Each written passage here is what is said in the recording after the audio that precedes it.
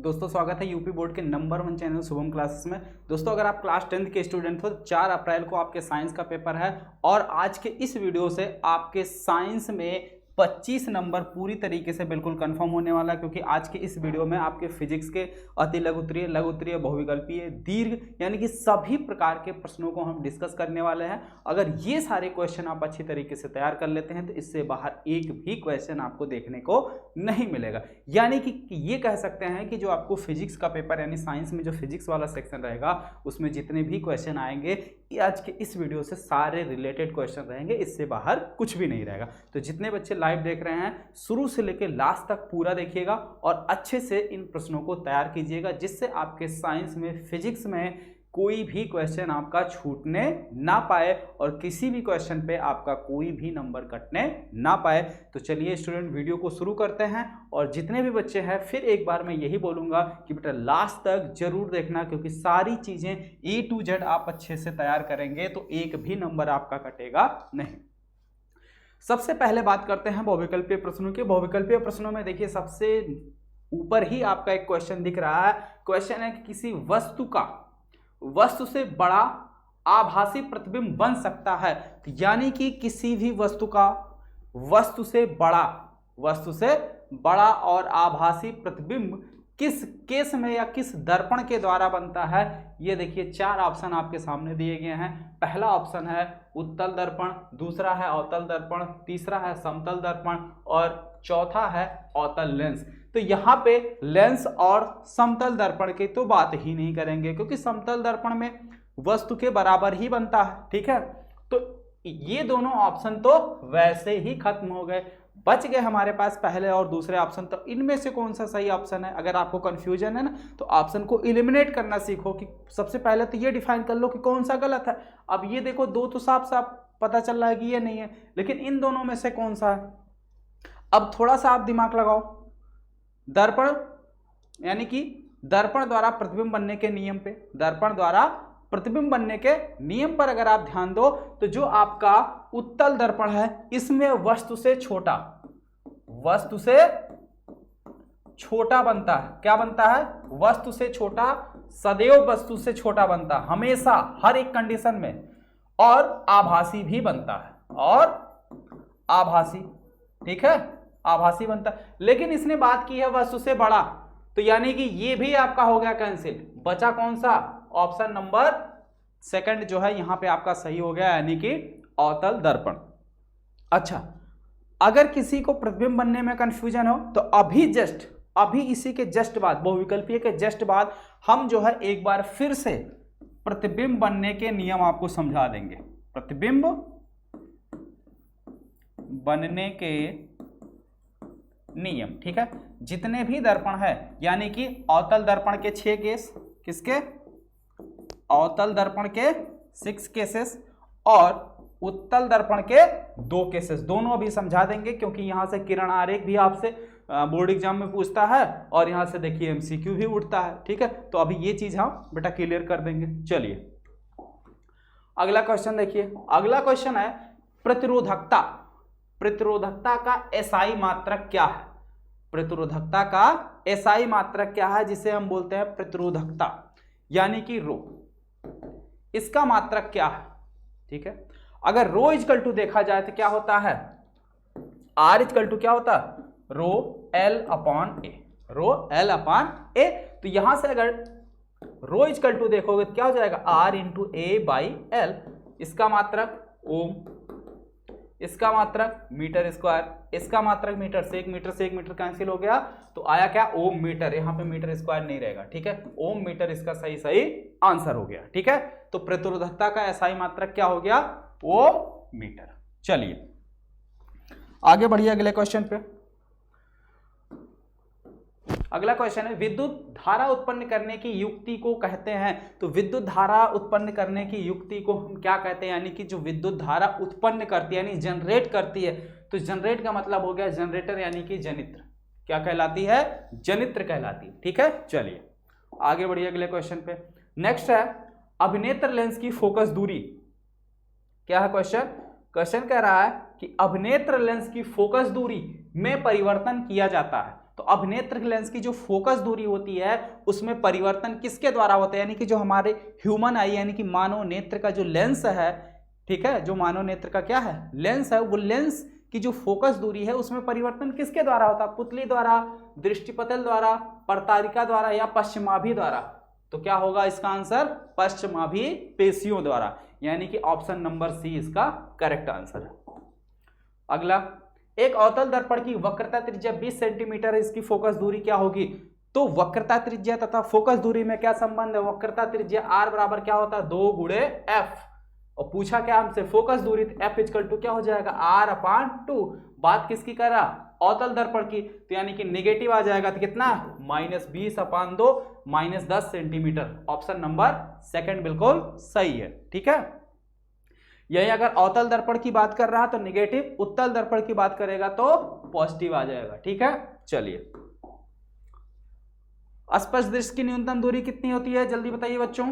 25 centimetre. कितने, 25 centimetre. हाँ, एक बात और, जितने बच्चों को ये लग रहा होगा कि हमारे ये सारे प्रश्न तैयार हैं तो हम सेशन को लेफ्ट कर सकते हैं, जी नहीं, बिल्कुल ऐसा नहीं है, ठीक है। अगर आपके सारे प्रश्न तैयार हैं तो जो भी प्रश्न आपके स्क्रीन पर दिखाई दे रहे हैं उसका आंसर आप हमसे पहले कीजिए। अगर हमसे पहले आप उसका आंसर कर ले जा रहे हैं, कॉपी पेन बिल्कुल साथ में रखिए, साथ साथ कैलकुलेट करते चलिए। अगर पहले कर ले जा रहे हैं समझ लो तैयारी आपकी बेहतर चल रही है, बेहतर तैयारी है, ठीक है। और जहां कोई दिक्कत, कोई कंफ्यूजन, कोई समस्या आती है तो हम लाइव तो सॉल्व कर ही रहे हैं, ठीक है, फिर उसको वहां से आप देख सकते हैं।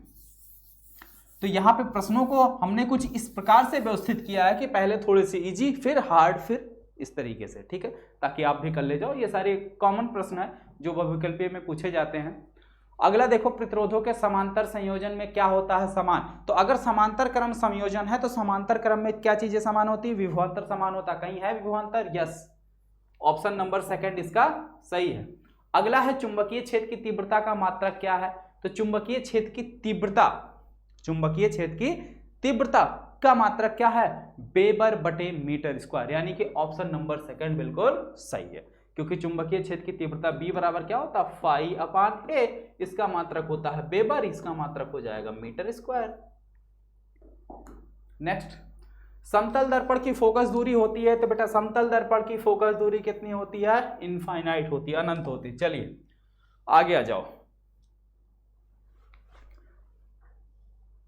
सबसे प्रकाश का प्रकीर्णन सबसे कम होता है, किसके लिए सबसे कम होता है, तो लाल रंग के लिए सबसे कम होता है। अगला है, एक प्रोटॉन पर आवेश की मात्रा कितनी होती है, 1.6 × 10⁻−19। यहाँ पे दोनों ही देखो, तो ऑप्शन नंबर थर्ड और फोर्थ दोनों ही सेम है, ठीक है।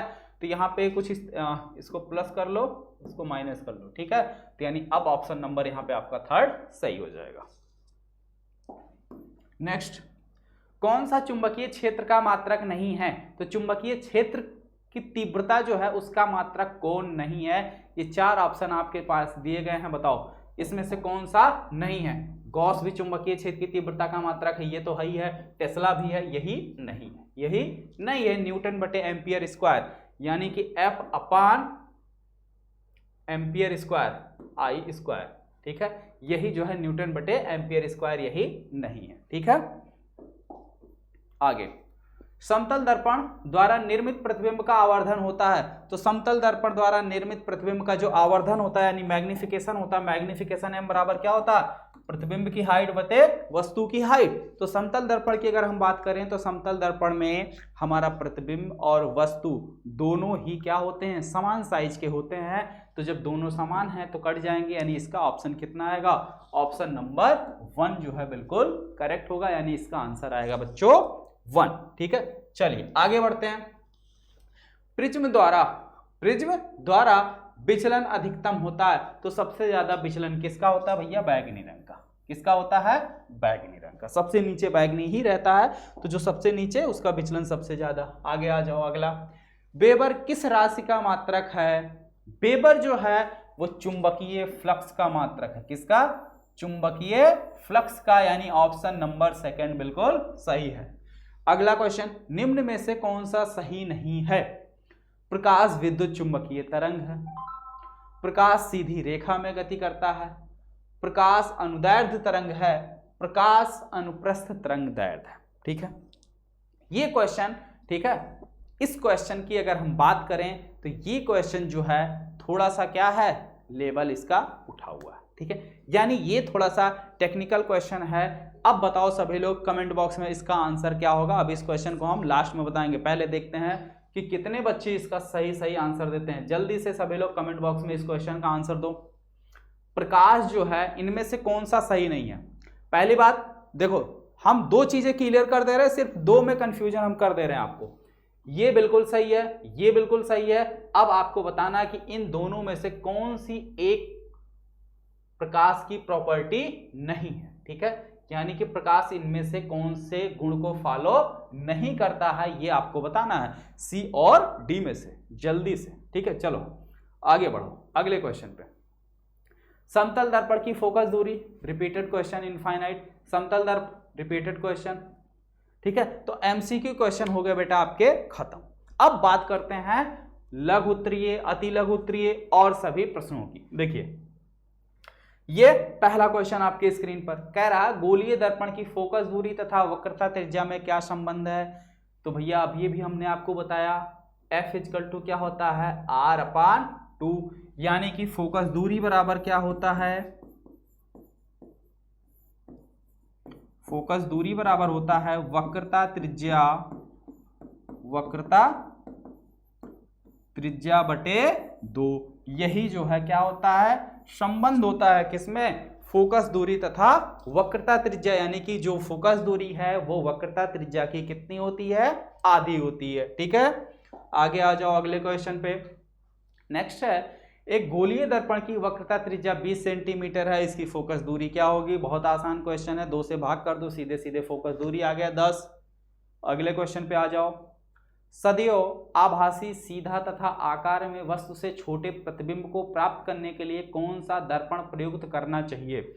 अब यहां पे आ जाओ बेटा, यहां पे क्वेश्चन ध्यान दो क्या लिखा, सदैव आभासी, सीधा तथा आकार में वस्तु से छोटा।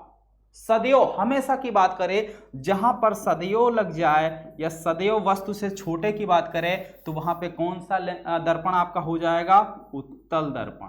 कौन सा दर्पण बेटा, उत्तल दर्पण, उत्तल दर्पण, ठीक है। तो इसके लिए कौन सा दर्पण प्रयोग में लाना चाहिए या प्रयुक्त करना चाहिए, क्या प्रतिबिंब वास्तविक है या आभासी, ठीक है। तो प्रतिबिंब जो है वो हमारा क्या है, आभासी रहेगा।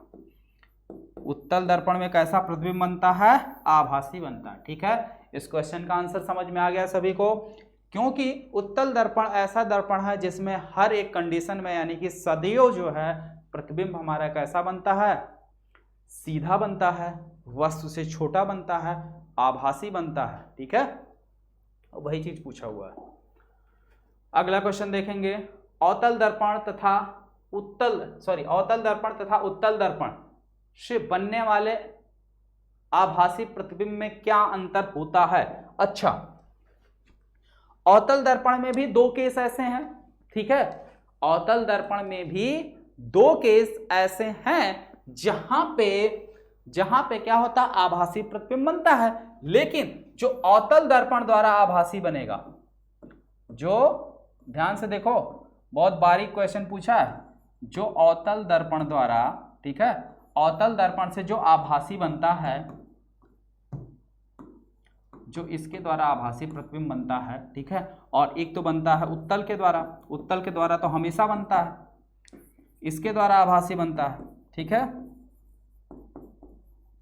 तो ये जो है वस्तु से बड़ा रहेगा, ये वस्तु से बड़ा रहेगा, ठीक है, और ये जो है क्या हो जाएगा, वस्तु से छोटा रहेगा। यही अंतर है बेटा, ठीक है, यही अंतर है। ये वस्तु से बड़ा रहेगा, ये वस्तु से छोटा रहेगा, ये दर्पण के पीछे बनेगा, ठीक है, और दोनों ही दर्पण के पीछे बनेंगे, ठीक है।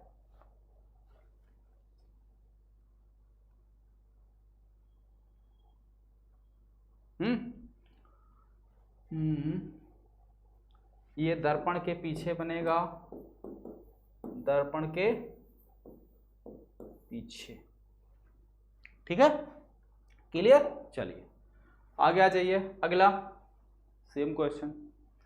अवतल दर्पण के 2 उपयोग लिखिए। अवतल दर्पण के दो उपयोग लिखिए। बहुत आसान क्वेश्चन है, बहुत आसान क्वेश्चन है। जल्दी से कमेंट बॉक्स में इसके दो यूजेस बताओ, जल्दी से। अवतल दर्पण के दो उपयोग बताओ। अरे भाई, चिकित्सा के प्रयोग में जो डॉक्टर लोग दांत चिकित्सा के जो दंत चिकित्सा में लैंप नहीं लगाते हैं उसमें यूज किया जाता है, गली चौराहों वहाँ पे भी यूज किया जाता है, ठीक है, स्ट्रीट लैंप में। तो दो यूज हो गए। नेक्स्ट, सड़क पर लगे बल्बों के पीछे किस प्रकार का परावर्तक, बहुत आसान क्वेश्चन। एक उत्तल दर्पण की फोकस दूरी 10 सेंटीमीटर, इसके द्वारा किसी वस्तु का प्रतिबिंब अधिक से अधिक कितनी दूरी पर बनाया जा सकता है, यानी यहाँ पे आपको V फाइंड करना है। एक उत्तल दर्पण की फोकस दूरी 10 सेंटीमीटर है, इसके द्वारा वस्तु का प्रतिबिंब अधिक से अधिक कितनी दूरी पर बनाया जा सकता है, मैक्सिमम कितनी दूरी पर बनाया जा सकता है। क्या दे रखा है, फोकस दूरी केवल दे रखा है F = 10 सेंटीमीटर। कितना दिया है, 10 सेंटीमीटर फोकस दूरी दिया है, ठीक है। और पूछ रहा है कि वस्तु का प्रतिबिंब अधिक से अधिक यानी मैक्सिमम से मैक्सिमम कितनी दूरी पर हम बना सकते हैं, ठीक है। तो अगर हम बात करें आपके उत्तल दर्पण की, तो ये होता है उत्तल दर्पण, ये होता है इसकी फोकस दूरी, ये होती है इसकी फोकस दूरी, ठीक है। तो इसकी फोकस दूरी मान लेते हैं ये F हो जाएगी और ये हो जाएगा इसका C, ठीक है, ये इसका C और ये होता है इसका ध्रुव। तो उत्तल दर्पण में होता क्या है, यही बात हमें समझना है कॉन्सेप्ट को, ठीक है। हमें कोई भी चीज रटना नहीं है। उत्तल दर्पण में प्रतिबिंब हमेशा कहाँ बनता है, हर केस में अगर आप देखो, जैसे मान लो ये आपकी क्या हो गई भाई, मुख्य अक्ष, यहाँ वस्तु अगर मान लेते हैं स्थित, ठीक है, तो यहां से एक प्रकाश किरण बिल्कुल सीधे जाएगी, तो परावर्तन के पश्चात ये कहां से होकर जाएगी, फोकस से होकर जाएगी, इस तरीके से ऐसे निकल जाएगी, ठीक है। दूसरी प्रकाश किरण जाएगी वक्रता केंद्र यानी कि C से बिल्कुल, तो इसको लेके जाओ ऐसे C पर, कहां C पर, तो प्रतिबिंब कहां बना, यहाँ बन गया, कहां बन गया, यहां बना। तो आप कहीं पर भी वस्तु को रख के देख लोगे, जो प्रतिबिंब बनेगा वो हमेशा P और F के बीच में ही बनेगा। कहां बनेगा, P और F के बीच में ही बनेगा। और प्रतिबिंब जब आपका इनफाइनाइट पर आ जाएगा, तब ऐसी कंडीशन में, यानी कि जो ये वस्तु है, वस्तु को अगर हम क्या करें, इनफाइनाइट पर रख दें, अनंत पर रख दें, तो ये प्रतिबिंब कहां मैक्सिमम जा सकता है, फोकस पर जा सकता है। और यहां से यहां तक की दूरी कितनी दे रखी है, 10 सेंटीमीटर। तो अधिक से अधिक कितनी दूरी पर हम बना सकते हैं, 10 सेंटीमीटर की दूरी पर बना सकते हैं, इससे बाहर नहीं बना सकते हैं, अधिक से अधिक 10, ठीक है। और जैसे जैसे पास लाओगे तो प्रतिबिंब भी पास होता चला आएगा। बात समझ में आ गई, बोलो हाँ या ना, क्लियर है यहां तक, कोई डाउट।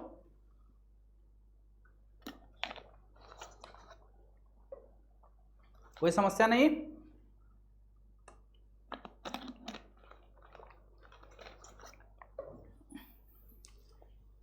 चलो आगे बढ़ो, नेक्स्ट अगला क्वेश्चन देखते हैं। अगला क्वेश्चन क्या है, एक उत्तल दर्पण की फोकस दूरी 10 सेंटीमीटर है, एक वस्तु इसकी मुख्य अक्ष पर ध्रुव से 20 सेंटीमीटर की दूरी पर रखी जाती है, वस्तु के प्रतिबिंब की स्थिति ज्ञात कीजिए।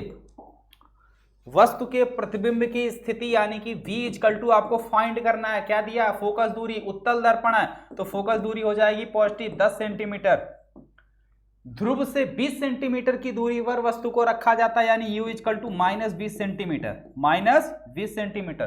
फार्मूला क्या लगेगा दर्पण का, 1/f = 1/v + 1/u, 1/f, f की जगह 10, 1/b नहीं मालूम, प्लस 1/u, u का मान कितना, -20, -20 को इधर ले आओगे +20, तो 1/20 और प्लस 1/10 = 1/v। एलसीएम ले लो, कितना आ जाएगा 20, इसका यहाँ 20 यहाँ 20, 20 को इसमें भाग करोगे आएगा 1, 20 × 20 यानी ऊपर 1 ही रहेगा, कोई फर्क नहीं पड़ेगा। यहाँ पे 10 है, 10 से इसको भाग करोगे आएगा 2, तो 10 दूनी 20, ऊपर कर दो 2 से गुणा, ऊपर भाई देखो नीचे कितना था 10, तो 10 की जगह अब हमने कर लिया 20, यानी इसमें कितने से गुणा हुआ है, 2 से, तो ऊपर भी हमें 2 से गुणा करना पड़ेगा, ठीक है, ये चीज। तो कितना हो गया, 3/20 = 1/v। तो ये इंप्लाइज करेगा v = पलट दो 20/3, भाग करोगे तो 6 × 18, 6, 6, ऐसे ही आता जाएगा, यानी कि ये बार बार आता जाएगा, यानी कि 6.67 सेंटीमीटर की दूरी पर प्लस आया है तो दर्पण के पीछे बनेगा। ठीक है, बात समझ में आ गई? बोलो, हो गया क्वेश्चन?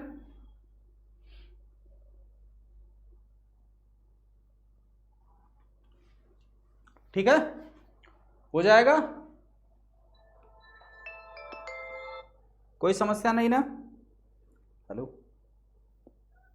हेलो, हाँ बताओ भाई, नमस्कार, क्लास शूट कर रहा था।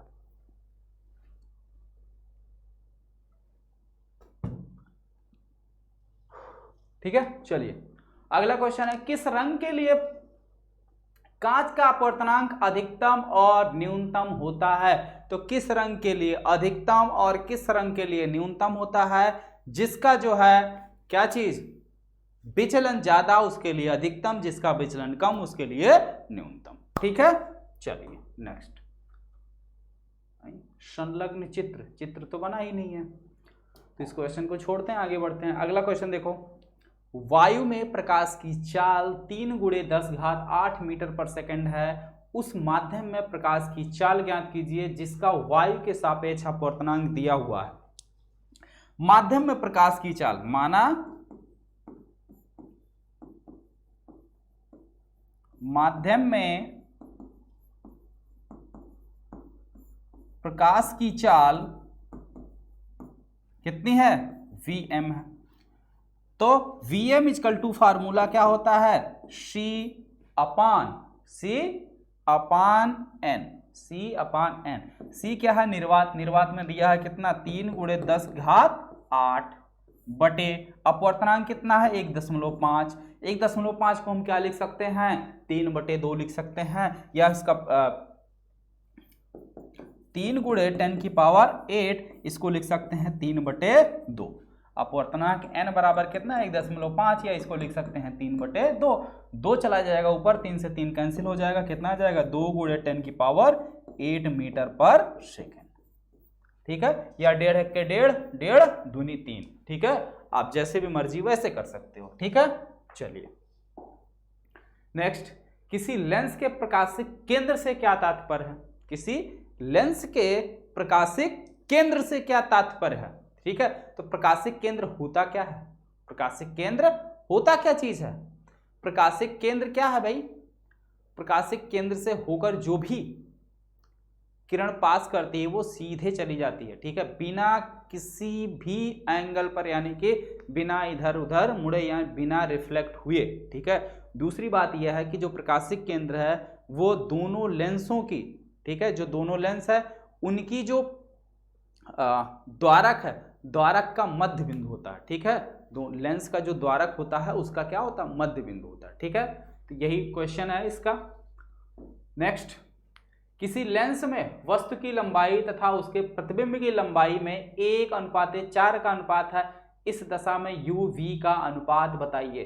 तो प्रतिबिंब, जैसा कि आवर्धन क्या दिया है? किसी लेंस की वस्तु की लंबाई तथा उसके प्रतिबिंब की लंबाई, यानी कि वस्तु की लंबाई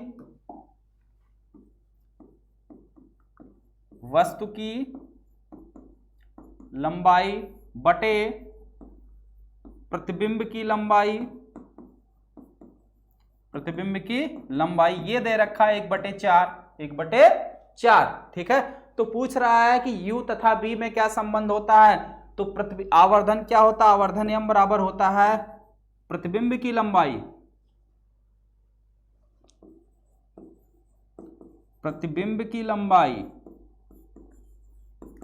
बटे वस्तु की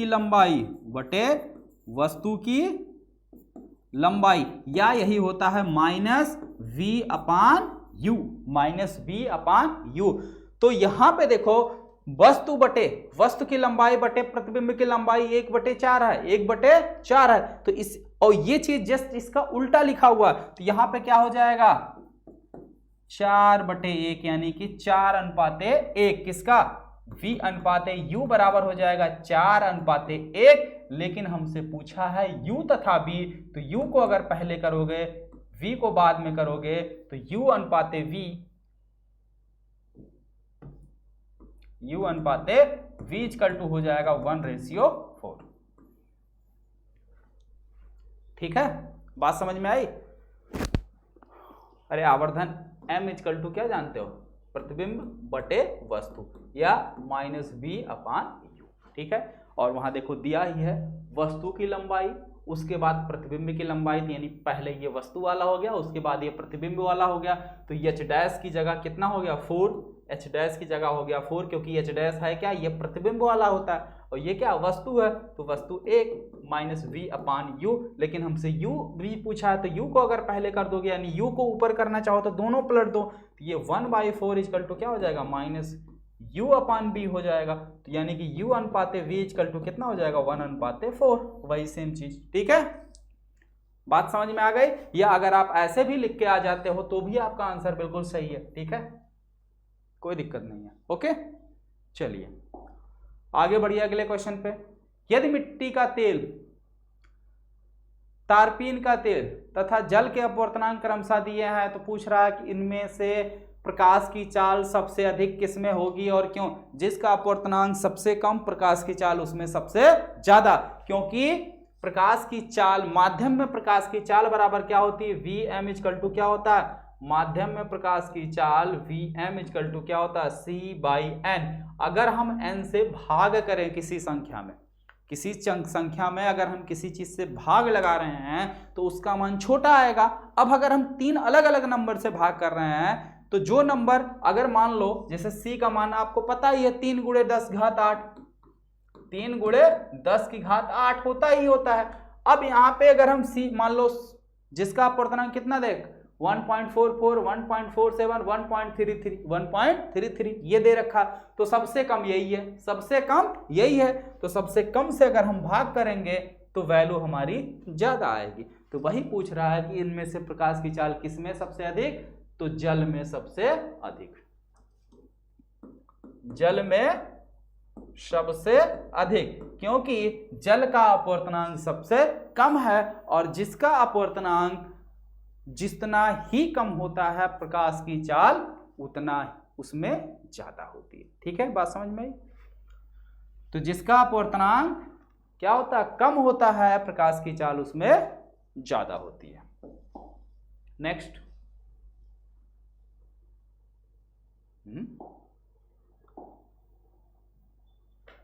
कैसे जी, खत्म क्वेश्चन क्या, ऐसे कैसे हो गया भाई।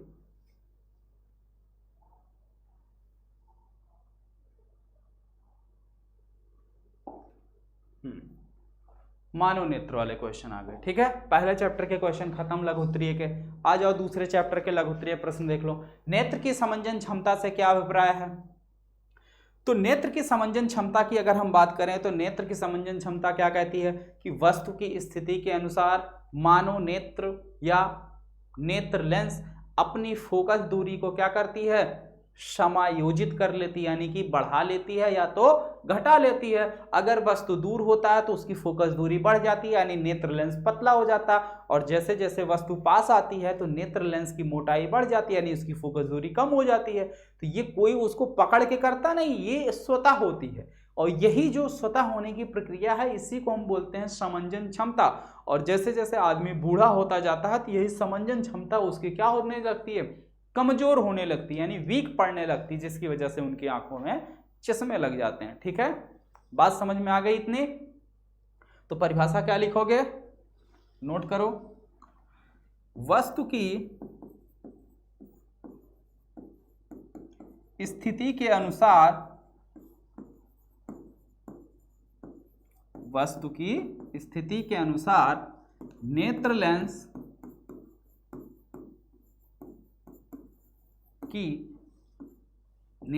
की फोकस दूरी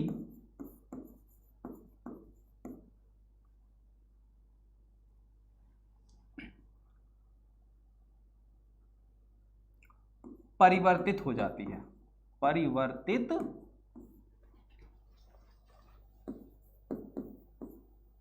हो जाती है। इस घटना को या इस घटना को नेत्र की समंजन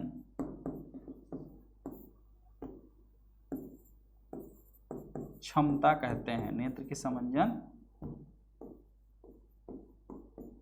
क्षमता कहते हैं। ठीक है बात, यहां तक कोई दिक्कत नहीं है। इसमें और डिटेल लिखना चाहो तो जब वस्तु हमारे नेत्र लेंस से दूर होती है तो ऐसी सिचुएशन में, ऐसी स्थिति में नेत्र की फोकस दूरी बढ़ जाती है, और जब वस्तु नेत्र के बिल्कुल पास आती है तो उसकी फोकस दूरी क्या होती है, घट जाती है। ठीक है, इसी घटना को हम क्या कहते हैं, नेत्र की समंजन क्षमता कहते हैं। बात समझ में आ गई?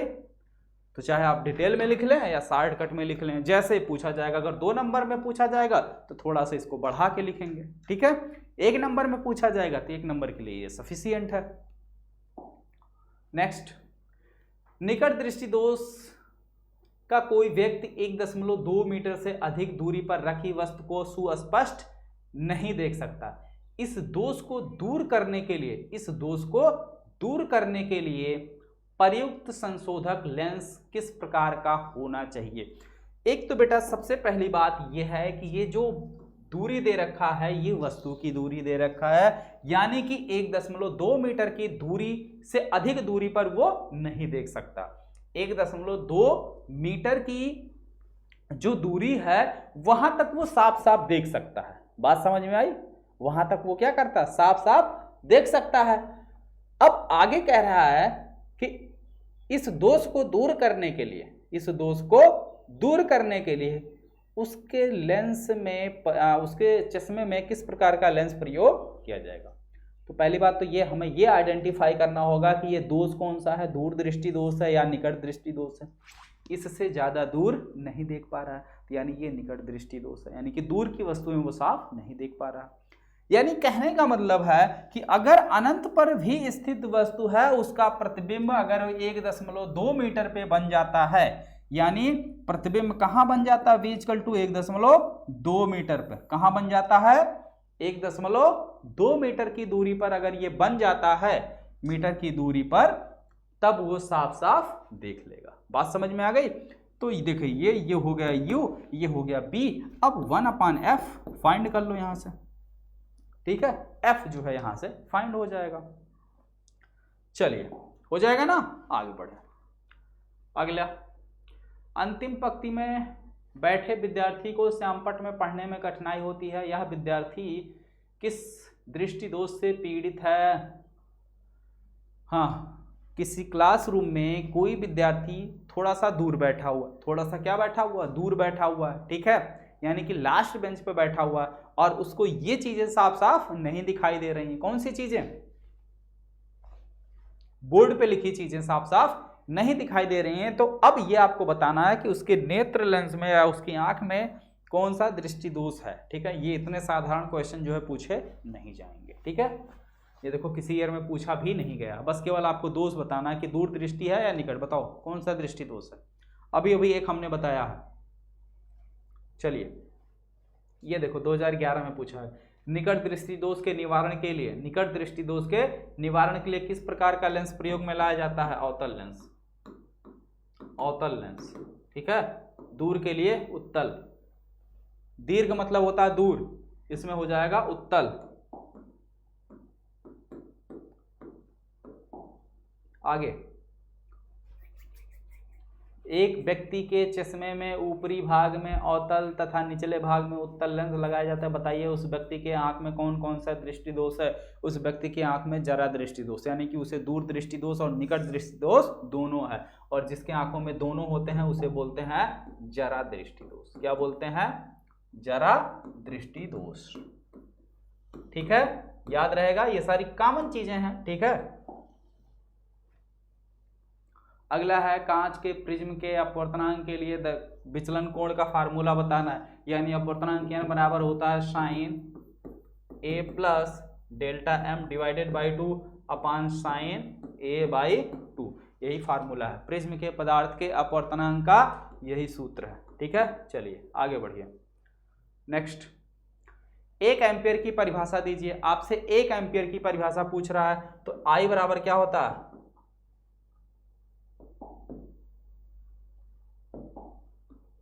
I बराबर होता है Q/T और इसी का मात्रक होता है एम्पियर। तो इसका मान 1 कब होगा? यदि Q बराबर 1 कूलाम, T बराबर 1 सेकेंड, तब I बराबर क्या हो जाएगा? 1 एम्पियर। अब यहां से 1 एम्पियर की परिभाषा आप बना लीजिए। यदि किसी परिपथ से 1 सेकंड में 1 कूलाम आवेश प्रवाहित होता है, या यदि किसी चालक तार से 1 सेकंड में 1 कूलाम आवेश प्रवाहित होता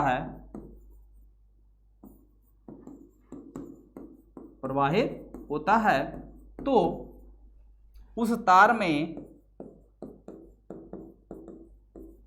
बहने वाली धारा 1 एम्पियर होगी। 1 एम्पियर होगी। ठीक है, बात समझ में आ गई? उस चालक तार में बहने वाली धारा 1 एम्पियर होगी। ठीक है, चलिए नेक्स्ट। अभी रिलेशन हमने बताया, I बराबर क्या? Q/T, यही संबंध है। ठीक है, आवेश, धारा तथा समय में यही संबंध है। 1 कूलाम आवेश की रचना करने वाले इलेक्ट्रॉनों की संख्या, यानी कि 1 कूलाम आवेश में कितने इलेक्ट्रॉन है उसका मान बताना है। तो 1 कूलाम आवेश यानी कि Q बराबर क्या होता है? Ne, number of electron. यहाँ पे मान 1 कूलाम, यहाँ पे n की जगह n हमें फाइंड करना है। E का मान 1.6 × 10⁻⁻19 होता है। ठीक है, अब इसी को आप भाग कर दीजिए। n बराबर 1.67 से इधर गुणा इधर आएगा, भाग हो जाएगा 1/1.6 × 10⁻⁻19। ठीक है, तो -19 है, ये ऊपर जाएगा +19 हो जाएगा 1/1.6 × 10⁻19। अब 1 में 1.6 से करना है भाग, तो देखो 1.6 से करना है भाग, किसमें? 1 में। 1 अंक के बाद दशमलव है तो 1 0 यहां बढ़ा दो, दशमलव हटा दो। अब ये दशमलव क्या हो जाएगा? हट जाएगा, यानी अब हो जाएगा ये 16। अब भी नहीं जाएगा, यहां दशमलव लग गया, ये हो गया 100। 16 छक्का 96, कितना आया? 4। ठीक है, दशमलव लगाए, 0 अपने आप आ जाएगा। 16 दूनी 32 आ गया, कितना आ गया? 8। 16 पंचे 80, कितना आ गया? 80, कट गया, तो कितना आ गया भाई? 0.625 × 10⁻19। तो दशमलव को 1 अंक आगे से पीछे कर दो तो पावर 1 कम हो जाएगी। तो 19 है, 19 में 1 कम करोगे तो कितना हो जाएगा? 18 हो जाएगा। तो यानी कि n = कितना निकल के आ गया? 6.25 × 10⁻18 इलेक्ट्रॉन। ठीक है, 18 यही जो है n का माना गया। ठीक है, 1 नंबर का सवाल है ये। नेक्स्ट, किसी चालक का कुल आवेश 8.0 × 10⁻⁻19 कूलाम है, जो कि ऋणात्मक है। इस पर कितने इलेक्ट्रॉन की अधिकता है? यहाँ पे भी आपको n फाइंड करना हो जाएगा बेटा। Q की जगह कितना रखोगे? वहां हमने 1 रखा था, यहाँ पे 8.0 × 10⁻⁻19 रखोगे। चलो रख के देख लो। Q बराबर क्या? Number of electron. Q की जगह 8.0 × 10⁻⁻19 = n × 1.6 × 10⁻⁻19। इससे ये कैंसिल हो गया। ठीक है, अब बचा किधर? n = 8 बटे कितना? 1.6, दशमलव हटाने के लिए 10 से कर दो ऊपर नीचे गुणा। ऊपर हो गया 80, नीचे कितना हो गया? 16। 16 1 के 16, 16 पंचे 80, कितना आ गया? 5। तो इस पे कितने इलेक्ट्रॉनों की अधिकता है?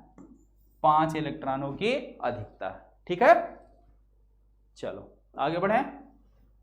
नेक्स्ट, एक चालक तार पर सामान्य अवस्था में 5 इलेक्ट्रॉन अधिक हैं। चालक तार पर आवेश की मात्रा बताइए। तो 5 इलेक्ट्रॉन अधिक है। कितने इलेक्ट्रॉन अधिक है बेटा? 5। तो ये हो जाएगा 5 गुणे इलेक्ट्रॉन का आवेश। तो कितना हो गया? 16 पंचे 80, यानी कि 8 × 10⁻⁻19 कूलाम का आवेश है। इतना आवेश जो है उस पर स्थित है। ठीक है, यानी कि पहले, दूसरे और तीसरे तीनों क्वेश्चन बिल्कुल एक दूसरे से मिलते हुए क्वेश्चन थे, ठीक है। और ये किस फार्मूला, Q = 2, यानी ये फार्मूला आप जानते रहो, ठीक है, बहुत काम का है। कक्षा 12 में भी ये आपका पीछा नहीं छोड़ने वाला, 12 में भी मिलेगा। आगे, यदि किसी चालक में प्रवाहित धारा 4.0 एम्पियर हो तो 1.5 मिनट में प्रवाहित आवेश की मात्रा बताइए। समय कितना दे रखा है, T = 1.5 मिनट, सेकंड में बदल लो, 1.5 × 60, तो कि 15 छक्का 90, 15 छक्का 90, और 1 0 ये लगाओ, एक अंक पे दशमलव होता है, 90, इतना सेकंड, इतना सेकंड, ठीक है, 90 सेकंड। धारा कितना दे रखा है, I = 4 एम्पियर, 4 एम्पियर। आपसे पूछ क्या रहा है, आवेश Q का मान। संबंध तीनों में क्या होता है बेटा, I = Q/T, तो Q बराबर क्या हो जाएगा, T से इधर क्या है भाग है, दूसरी साइड जाएगा गुणा हो जाएगा, I × T। I का मान कितना है 4, T का मान कितना है 90, कितना हो गया 9 चौक 36, 360 कूलाम आवेश, 360 कूलाम का आवेश जो है प्रवाहित हो रहा है, कितना 360 कूलाम, ठीक है। आ जाओ नेक्स्ट। अच्छा ये क्वेश्चन देखो, एक चालक में 1.6 एम्पियर की धारा प्रवाहित हो रही है, प्रति सेकंड चालक से गुजरने वाले इलेक्ट्रॉनों की संख्या प्रति सेकंड, नंबर ऑफ इलेक्ट्रॉन प्रति सेकंड, ठीक है। धारा कितनी है 1.4 एम्पियर, I बराबर कितना है 1.6 एम्पियर, ठीक है। अब प्रति सेकंड T बराबर 1 सेकंड, तो Q बराबर क्या हो जाएगा I × T, यानी कि 1.6 कूलम, 1.6 कूलम, क्योंकि I का मान ये, T का मान ये, ठीक है, इतना। अब पूछ रहा इलेक्ट्रॉन की संख्या, तो Q बराबर क्या होता है Ne, Q की जगह 1.6, N गुणे इसकी जगह 1.6 × 10⁻⁻19, इससे ये कैंसिल हो जाएगा, 10⁻⁻19 इधर क्या है नेगेटिव है, उधर जाएगा पॉजिटिव हो जाएगा, N = 10⁻19। देखो क्या बचा इधर 1.6 बराबर 1.6 × 10⁻, N गुणे 1.6 × 10⁻⁻19, यही बात है ना बेटा।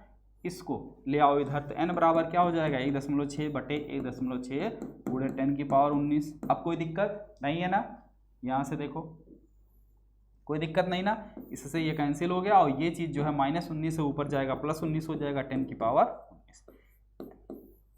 ठीक है। तो प्रति सेकंड कितने 10⁻19 इलेक्ट्रॉन जो है प्रवाहित हो रहे हैं, ठीक है। नोट करना हो तो नोट कर लो, ओके।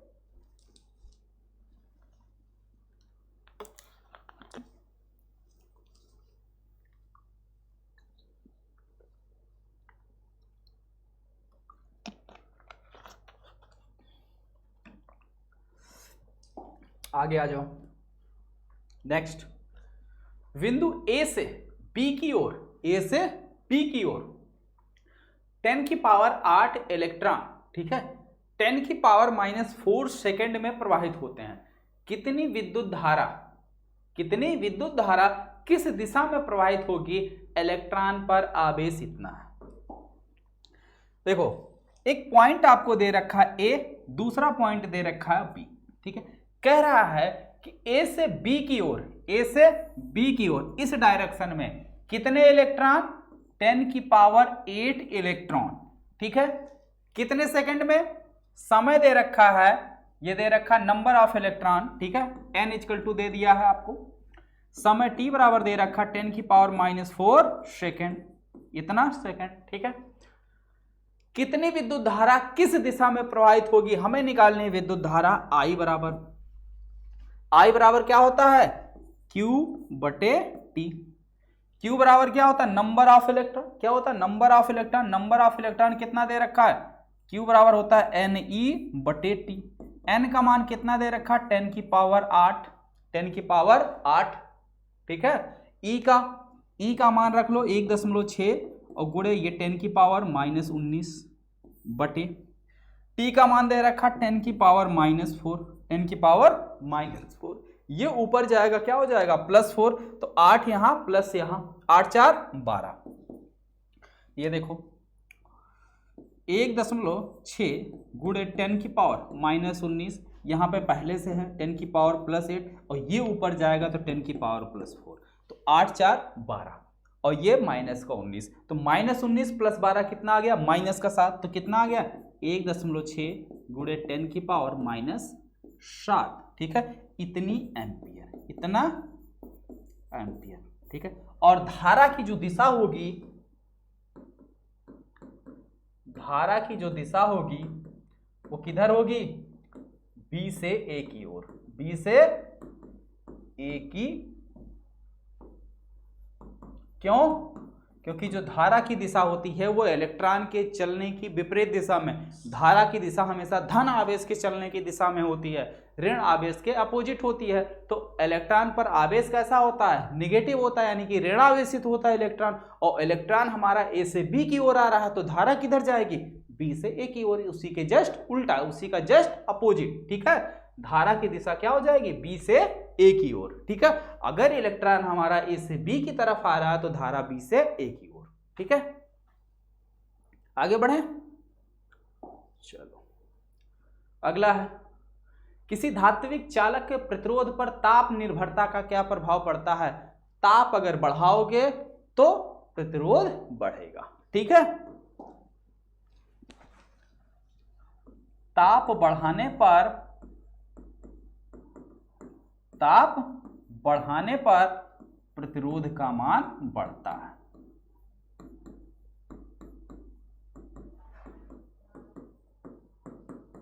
तो यानी इसका आंसर क्या हो जाएगा, किसी धात्विक चालक के प्रतिरोध पर ताप परिवर्तन करने से, ताप परिवर्तन करने से प्रतिरोध परिवर्तित होता है। क्या होता है, प्रतिरोध परिवर्तित होता है। ताप परिवर्तन करोगे तो प्रतिरोध में परिवर्तन होगा, ठीक है। बढ़ाओगे तो बढ़ेगा, घटाओगे तो घटेगा। नेक्स्ट, दो तार, सोच रहे होगे सर जी मुस्कुरा कहाँ रहे, कई बार बताया हुआ क्वेश्चन है, ठीक है। दो तार जिनके प्रतिरोध 4 ओम और 2 ओम है, श्रेणी क्रम में जोड़ दिए गए हैं। कैसे जोड़े गए हैं बेटा, श्रेणी क्रम में। तो श्रेणी क्रम में कुल प्रतिरोध देखो, प्रतिरोध पहला कितना है, R1 बराबर 4 ओम, R2 बराबर कितना है 2 ओम।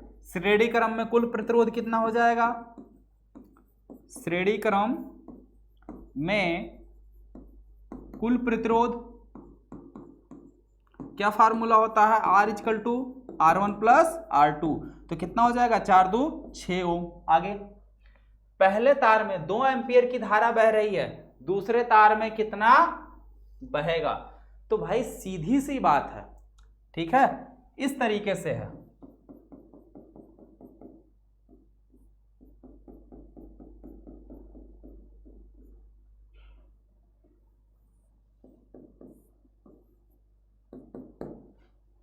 इस श्रेणी क्रम में जुड़ा R1 R2, इसमें जो धारा बह रही है वही धारा इसमें भी बहेगी। तो वही चीज आपसे पूछा है कि दूसरे तार में धारा का मान कितना होगा, दूसरे तार में धारा का मान भी 2 एम्पियर होगा। कितना होगा, 2 ही एम्पियर होगा, क्योंकि श्रेणी क्रम में धारा का मान सेम होता है।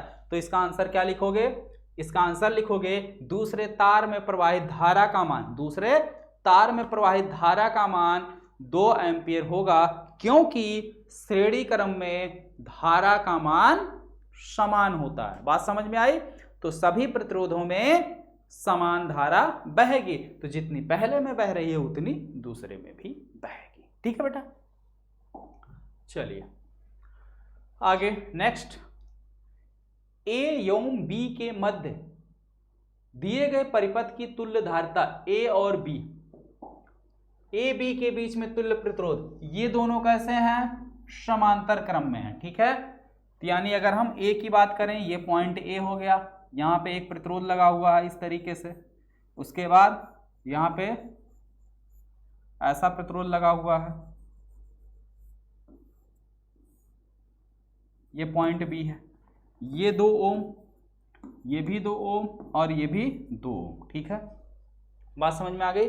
तो ये दोनों, ये और ये, ठीक है, बात समझ में आई?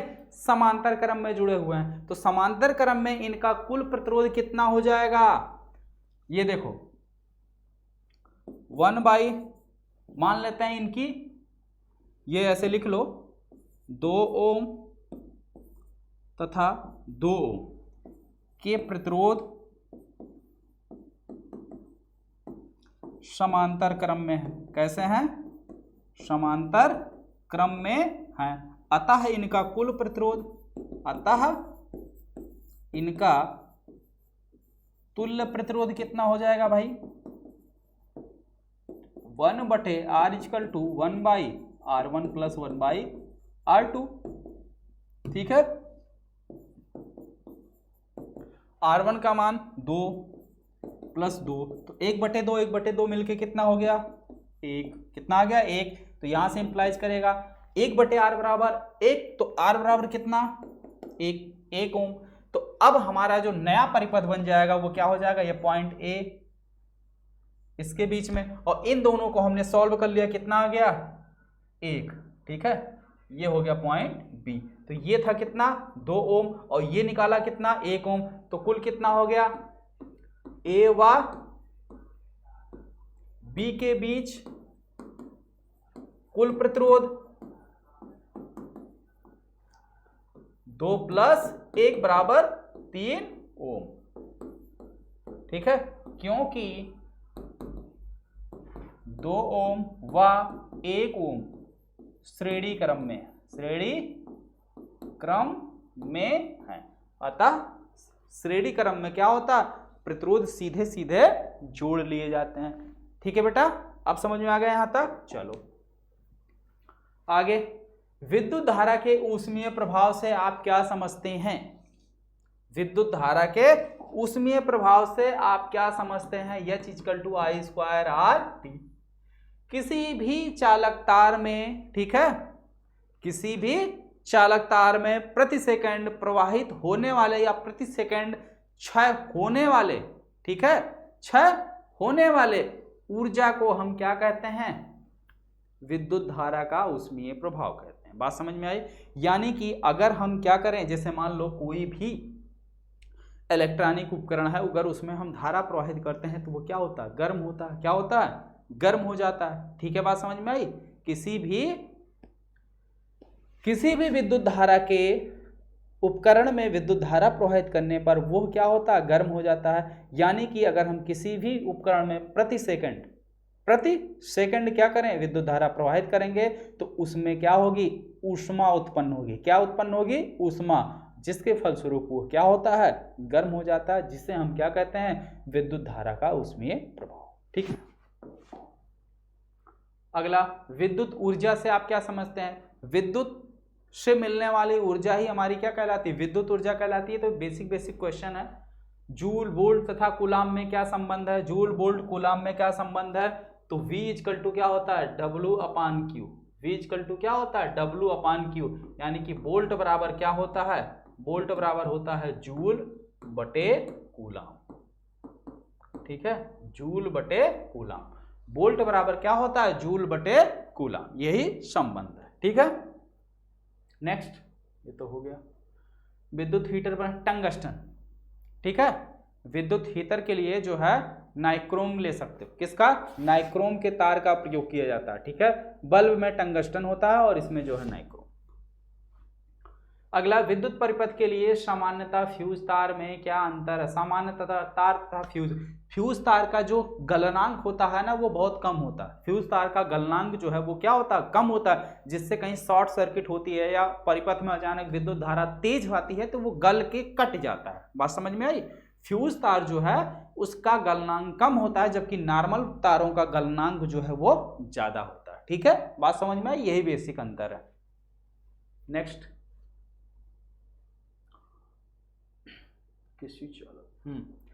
अगला क्वेश्चन देखो।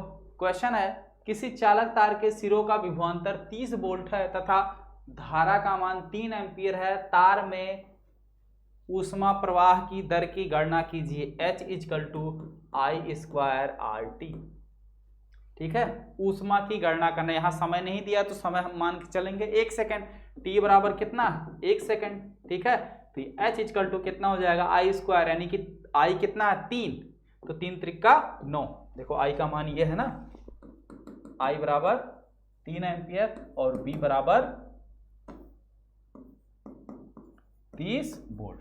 तो हम जानते हैं क्या संबंध, यहाँ पे हमें आर का मान नहीं दिया, या इसका एक और फार्मूला होता है आई आर बराबर वी अपान आई। ठीक है, तो यहाँ से रख दोगे आर की जगह बी अपान आई, तो वी आई टी, एक ये फार्मूला बन जाएगा। ठीक है, तो H इक्वल टू वी का मान कितना है 30, आई का मान कितना है 3, टी का मान 1, तो कितना हो गया 3 त्रिका 9, H इक्वल टू कितना हो गया 90 जूल पर सेकेंड, जूल प्रति सेकेंड। ठीक है, जूल प्रति सेकेंड, क्योंकि टी का मान हमने कितना रखा 1। बात समझ में आई? चलिए आगे बढ़ें अगले क्वेश्चन पे। नेक्स्ट, 250 वोल्ट 5 एम्पियर फ्यूज तार वाले परिपथ में 25 वाट के कितने बल्ब जल सकते हैं? तो वोल्टेज कितना है 250, धारा कितना है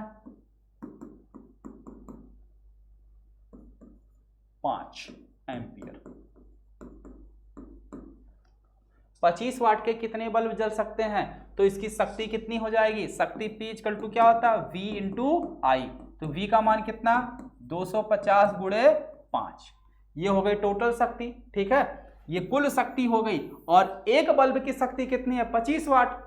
ठीक है, तो नंबर ऑफ बल्ब कुल शक्ति में एक बल्ब की शक्ति से भाग कर दो, यानी कि 200, नंबर ऑफ बल्ब बराबर क्या हो जाएगा 250 गुणे 5 बटे 25, 25 के 25, ये 10, 5 10 50, 50 बल्ब जल सकते हैं। ठीक है, 50 बल्ब जल सकते हैं। क्या पूछा है फिर से समझो, 250 वोल्ट 5 एम्पियर फ्यूज वाले परिपथ में 25 वाट के कितने बल्ब जल सकते हैं? तो सबसे पहले परिपथ का कुल क्षमता निकाल लो, तो कुल क्षमता यानी P इक्वल टू क्या होता है V इंटू आई, तो कुल वाट कितना आ गया 250 गुणे 5, यानी कि 25 पंचे हो जाएगा 125, इतना वाट, ये कुल क्षमता आ गई।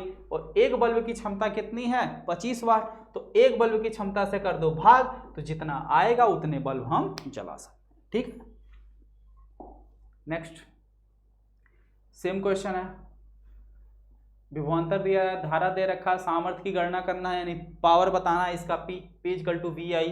ठीक है, किसी परिपथ में 10 एम्पियर की धारा प्रवाहित की जा रही है, परिपथ में लगे 2 ओम प्रतिरोध वाले चालक तार में प्रति सेकंड आर का मान देखो दे रखा, इस बार दे रखा है आर इक्वल टू 2 ओम, और आई बराबर क्या रखा 10 एम्पियर, और टी बराबर क्या दे रखा प्रति सेकंड, यानी कि 1 सेकंड, तो एच इक्वल टू क्या हो जाएगा आई स्क्वायर आर टी, इसी फार्मूले में रख दो तुरंत आंसर। ठीक है, आई स्क्वायर आर टी, 10 दहम 100 200 जूल पर सेकंड। ठीक है, सेम क्वेश्चन, किसी चालक के 2 बिंदुओं के बीच विभवांतर 10 वोल्ट है, चालक में धारा का मान ज्ञात कीजिए यदि उसमें उत्पन्न ऊष्मा 15 जूल प्रति सेकंड हो, यानी कि उत्पन्न ऊष्मा H इक्वल टू है 15 जूल पर सेकंड, यानी T का मान दे रखा 1 सेकंड, T का मान दे रखा है 1 सेकंड, तो H इक्वल टू क्या होता है आई स्क्वायर, क्या पूछा हमसे धारा का मान ज्ञात करना, क्या मान करना धारा का मान, तो H इक्वल टू क्या होता है वी आई टी, H का मान दे रखा 15, B का मान दे रखा है 10, I का मान नहीं मालूम, T का मान दे रखा है 1, तो ये क्या हो जाएगा 10 1 के 10। ठीक है, और 10 से कर देंगे इधर भाग, तो 15 बराबर ये हो जाएगा 10 गुणे I, तो यहाँ से I बराबर क्या हो जाएगा 15 बटे 10, तो कितना हो गया 1.5 एम्पियर, कितना 1.5 एम्पियर। ठीक है, आगे आ जाओ, आपके घर में विद्युत मीटर पर 250 वोल्ट और 20 एम्पियर लिखा होता है, आप इस मीटर से अपने घर में अधिकतम विद्युत धारा या भार संचालित कर सकते हैं। कितनी विद्युत भार यानी कि कितना शक्ति या कितना यूज कर सकते हो, वही पावर क्षमता। ठीक है, तो P इक्वल टू वी आई, तो कितना हो जाएगा 25 दूना 500, इतना वाट मैक्सिमम आप यूज कर सकते हो। सीधे यहाँ पे आपको P निकालना, क्या निकालना P P equal to V I, V का मान दे रखा 250 गुणे और I का मान दे रखा 20, कितना हो जाएगा 1 2 2 0 25 गुना 50, 5000 वाट इतना भार संचालित कर सकते हैं। ठीक है, यानी कि 500 किलोवाट या 500 वाट या 5 किलोवाट। ठीक है, ये 5000 वाट है या इसी को आप बोल सकते हो 5 किलो वाट, इतना भार संचालित कर सकते हो। ठीक है बेटा, यहाँ तक कोई दिक्कत, कोई समस्या, कोई परेशानी नहीं ना। चलिए आगे बढ़िए अगले क्वेश्चन पे। ठीक है, चैप्टर नंबर 4 तो यहाँ तक हो गया। चलिए इस क्वेश्चन के चैप्टर के क्वेश्चन देखते हैं। हाँ, कह रहा है किसी छड़ चुंबक के चारों ओर चुंबकीय क्षेत्र रेखाएं खींचिए। जैसे मान लीजिए बेटा ये आपका क्या है, कोई छड़ चुंबक है। ठीक है, ये N ये S छड़ चुंबक। ठीक है, तो छड़ चुंबक में चुंबकीय क्षेत्र रेखाएं नॉर्थ पोल से निकलकर साउथ पोल के पास जाती हैं इस तरीके से, और एक दूसरे को कट मत कराना नहीं तो गलत हो जाएगा। ठीक है,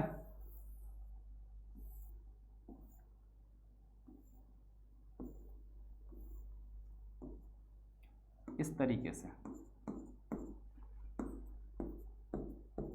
ठीक है, यही जो है चुंबकीय क्षेत्र रेखाएं नॉर्थ पोल से निकलकर साउथ पोल की तरफ जाती हैं। ठीक है, अगला क्वेश्चन है, मेज में पड़े तार के वृत्ताकार पास पर विचार कीजिए। मान लीजिए इस पास में दक्षिणावर्त डायरेक्शन में जो है विद्युत धारा प्रवाहित हो रही है, तो दाएं दक्षिण हस्त अंगुष्ठ नियम को लागू करके पास के भीतर चुंबकीय क्षेत्र की दिशा ज्ञात कीजिए। यानी कहने का मतलब होता है दक्षिणावर्त। जैसे मान लीजिए ये मेज पर कोई वृत्ताकार पास है इस तरीके से, और इसके अंदर जो धारा बह रही है वो किधर है, दक्षिणावर्त डायरेक्शन में, यानी इस डायरेक्शन में जो है धारा बह रही है। तो अब कह रहा है दाएं हाथ के अंगूठे के नियम को इस्तेमाल कीजिए, दाएं हाथ के अंगूठे के नियम को इस्तेमाल कीजिए इसको। ठीक है, और इसके आधार पर आपको बताना है कि जो चुंबकीय क्षेत्र होगा उसकी दिशा किधर होगी। तो दाएं हाथ का नियम क्या कहता है, दाएं हाथ का जो नियम है वो यही कहता है कि यदि हम अपने, हालांकि यहाँ पे दाएं हाथ की ये हस्त नियम अंगूठे वाला नियम लगाने से अच्छा है आप ये वाला, ठीक है, ये वाला नियम लगाओ। कौन सा, दाएं हाथ की ये जो अंगूठे वाला नियम, ये इसमें क्या होता है, अगर धारा अंगूठे की तरफ बह रही है, धारा क्या हो रहा, अंगूठा जो है धारा की दिशा को बताता है, तो ये जो उंगलियां हैं, उंगलियां ये जिस डायरेक्शन में मुड़ेंगी वो चुंबकीय क्षेत्र की दिशा हो जाएगी। तो इस डायरेक्शन में अगर आप रखोगे इस डायरेक्शन में धारा, तो चुंबकीय क्षेत्र, अंगुलियां किधर मुड़ रही, यानी कि ऐसे नीचे से जाके ऊपर की ओर। तो इसमें जो चुंबकीय क्षेत्र की दिशा होगी वो तल के लंबवत बाहर की ओर यानी कि ऊपर की ओर होगी। और यही धारा अगर नीचे की ओर बहेगी तो अंगुलियां ऐसे मुड़ेंगी, ऐसे मुड़ेंगी, यानी कि चुंबकीय क्षेत्र नीचे की ओर हो जाएगा। बात समझ में आई। ठीक है, अगर वामावर्त होता, दक्षिणावर्त ना होके वामावर्त होगा तो नीचे की ओर हो जाता, और ये देखो क्या दक्षिणावर्त है यानी इस डायरेक्शन में है, तो ये क्या हो जाएगा, ऐसे रखो, ऐसे मोड़ो, किधर आएगा, ऊपर की ओर आएगा। तो यानी किधर लगेगा चुंबकीय क्षेत्र की दिशा, तल के लंबवत ऊपर की ओर। ठीक है, अगला, चुंबकीय क्षेत्र की तीव्रता का एसआई मात्रक क्या होता है। ठीक है, चुंबकीय क्षेत्र की तीव्रता का एसआई मात्रक क्या होता है, तो चुंबकीय क्षेत्र की तीव्रता की अगर हम बात करें, B इक्वल टू क्या होता है, फाई बटे A, तो इसका मात्रक होता है वेबर। ठीक है, और इसका मात्रक होता है मीटर स्क्वायर, तो वेबर बटे मीटर स्क्वायर इसका एसआई मात्रक होता है। ठीक है, चलिए आगे बढ़िए। अनंत लंबाई के सीधे धारावाही चालक तार के कारण उत्पन्न चुंबकीय क्षेत्र की तीव्रता का सूत्र लिखिए। B equal to mu not upon 2 pi into I बटे आर।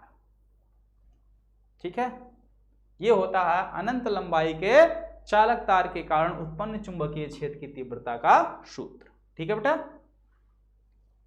आगे आ जाओ।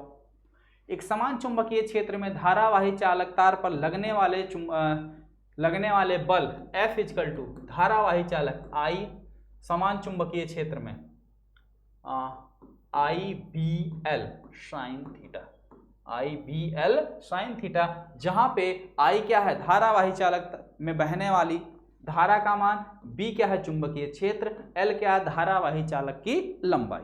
ठीक है, नेक्स्ट, दाएं हाथ के अंगूठे का नियम। दाएं हाथ के अंगूठे का नियम, यदि अंगूठा हमारा क्या करता है, यदि ये चुंबकीय क्षेत्र की दिशा को, और ये जो उंगली है, ये जो अंगूठा है, ये चालक के गति की दिशा। ठीक है, जैसे मान लो ये हमारा क्या है, एक समान कोई चुंबकीय क्षेत्र है, ये एक समान चुंबकीय क्षेत्र है जिसकी दिशा इस डायरेक्शन में है, यानी ये जो तर्जनी है ये चुंबकीय क्षेत्र की दिशा में, और ये जो अंगूठा है ये चालक के गति की दिशा। मान लेते हैं इसके अंदर कोई चालक इस तरीके से ऊपर से नीचे की ओर जा रहा है, तो चालक की गति की दिशा, तो फिर ये जो हमारी मध्यमा है ये क्या बताएगी, इस चालक पर लगने वाले बल की दिशा को बताएगी। तो इस पे बल किधर लगेगा, ये उंगली किधर जा रही है, अंदर की ओर जा रही है, तो यानी कि बोर्ड के तल के लंबवत नीचे की ओर। एक बार फिर से समझो, यदि हम अपने दाएं हाथ की तीनों उंगलियों को इस प्रकार व्यवस्थित करें कि अंगूठा चालक की गति की दिशा, तर्जनी चुंबकीय क्षेत्र की दिशा, तो मध्यमा जो है ये चालक पर लगने वाले बल की दिशा को व्यक्त करेगी। ठीक है, ओके, चलिए आगे। MCB को विद्युत फ्यूज पर वरीयता क्यों दी जाती है। MCB को विद्युत फ्यूज की जगह पर, यानी जो घरों में अब MCB लगने लगा है ना, फ्यूज की जगह पे MCB लगने लगा है, तो MCB को ज़्यादा प्रेफर क्यों किया जाता है, फ्यूज तार को प्रेफर क्यों नहीं किया जाता। तो उसका कारण ये है कि अगर कोई भी, जैसे मान लो शॉर्ट सर्किट होती है या अचानक से परिपथ में वोल्टेज का मान बढ़ जाता है, तो ऐसी सिचुएशन में या ऐसी दशा में MCB गिर जाती है, MCB अपने आप डाउन हो जाती है, यानी कि कनेक्शन कट जाता है। ठीक है, और फ्यूज तार अगर लगा होता तो फ्यूज तार कट जाता है, तो अगर फ्यूज तार कटेगा तो उसकी जगह पे हमें दूसरा फ्यूज तार लगाना पड़ेगा, तब हमको दोबारा धारा मिलेगी। और लेकिन अगर MCB होती है तो वो डाउन हो जाती है, और फिर उसको अगर हम उठा दें तो फिर जो है सर्किट हमारी ऑन हो जाएगी। ठीक है, तो इसीलिए MCB को ज़्यादा प्रेफर किया जाता है फ्यूज तार की अपेक्षा। ठीक है, बात समझ में आई। तो फ्यूज तार हमें दूसरा बदलना पड़ेगा। मान लो रात को फ्यूज तार कट गया, तो अब रात में अगर एक्स्ट्रा फ्यूज तार नहीं रखे हो तो फिर कहाँ जाओगे, रात भर बिना बिजली के रहो। लेकिन MCB अगर गिर गई तो जाके उठा दो तुरंत, फिर जो है चालू। ठीक है, तो ये दोनों में फर्क है, इसीलिए MCB को प्रेफर करते हैं। ठीक है, ऊर्जा के स्रोत यहाँ से कुछ ज्यादा क्वेश्चन आते नहीं है। ठीक है, तो इस चैप्टर को आप, इसमें आप पढ़ लेना, नवीकरणीय, अनवीकरणीय, ये सारे स्रोत हैं। और एक चीज, अब इस चैप्टर से, ठीक है, यानी कि फिजिक्स के जितने भी अब आपके लॉन्ग टाइप के क्वेश्चन बच रहे हैं, जितने भी लॉन्ग टाइप के क्वेश्चन आपके बच रहे हैं, वो उन सभी का लिंक जो है नीचे डिस्क्रिप्शन बॉक्स में दिया हुआ है, वीडियो ऑलरेडी अपलोडेड है, आप वहां से जाके देख सकते हैं। वहां पे भी मैंने वही क्वेश्चन कराए हैं जो बोर्ड एग्जाम के लिए इंपॉर्टेंट है। ठीक है, यानी जितने भी दीर्घोत्तरीय प्रश्न मैंने आपको करवाए थे उन सभी का एक जगह प्लेलिस्ट बनाकर मैंने नीचे डिस्क्रिप्शन बॉक्स में लिंक दे दिया है, तो वहां से ये चीजें आप जाके देख सकते हैं। ठीक है बेटा, ओके। और रही बात, अगर कोई समस्या किसी भी सब्जेक्ट में या किसी भी टॉपिक में अगर कोई प्रॉब्लम आपको आ रही है, कोई समस्या आ रही है, तो उसके लिए आप कमेंट बॉक्स में कमेंट करके बता देना। एक दिन हम उस सभी का फिर मिक्स करके वीडियो आपको बनाकर दे देंगे या लाइव आपको समझा देंगे। ठीक है, ओके। तो मिलते हैं फिर जल्द ही नेक्स्ट लाइव क्लास में। आज के लिए सिर्फ इतना ही। नीचे जितने भी आपके लॉन्ग क्वेश्चन दिए गए हैं उन सभी क्वेश्चन को आप तैयार कर लीजिए अच्छी तरीके से। ओके बच्चों।